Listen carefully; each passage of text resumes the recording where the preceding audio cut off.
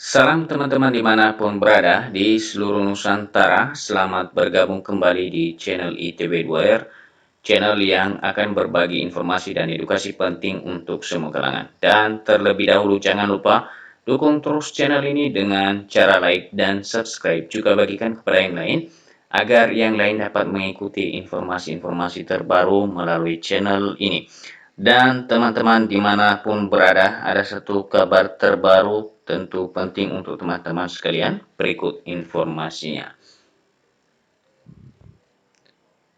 Nah, teman-teman, informasinya, honorer R3T diminta mengisi DRH pemberkasan NIP P3K jabatan tampungan. Ini tentu sangat penting untuk rekan-rekan honorer R3T. Jangan sampai ketinggalan ya untuk mengisi daftar riwayat hidup dalam rangka pemberkasan NIP3K untuk jabatan tampungan. Dan mengenai informasi ini teman-teman, ya mari kita ikutin bersama di Muat Media Nasional jpnn.com, dan teman-teman ikutin dari awal hingga selesai.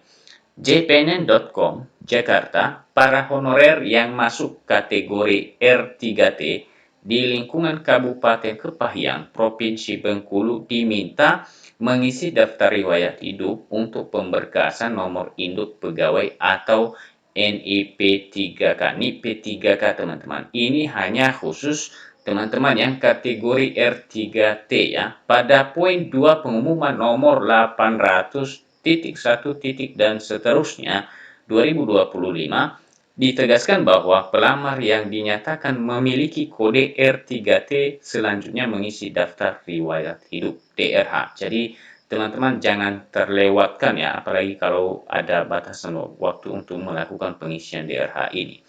Para honorer R3T itu selanjutnya harus menyampaikan kelengkapan dokumen secara elektronik melalui akun SSCASN BKN masing-masing pada 10 hingga 25 Juli 2025.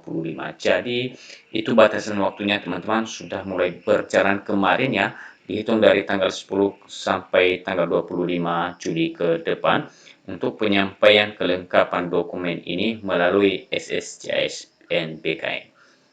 Pengumuman tentang pemberkasan pegawai pemerintah dengan perjanjian kerja P3K bagi tenaga non-ASN yang terdaftar dalam pangkalan data BKN di lingkungan pemerintah Kabupaten Kepahyang tahun 2024 tersebut beredar di sebuah grup WA honorer peserta seleksi P3K. Ini juga teman-teman perlu bagikan ya kepada teman-teman yang lain agar tidak terlambat untuk melakukan pengisian DRH ini.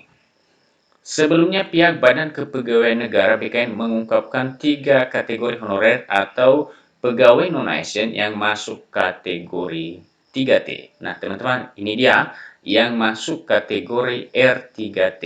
Kode R3T diberikan kepada honorer database BKN yang masuk dalam jabatan tampungan. Jadi itu artinya kode R3T ini teman-teman yang telah terdata di database BKN dan masuk dalam pengangkatan P3K dalam jabatan tampungan.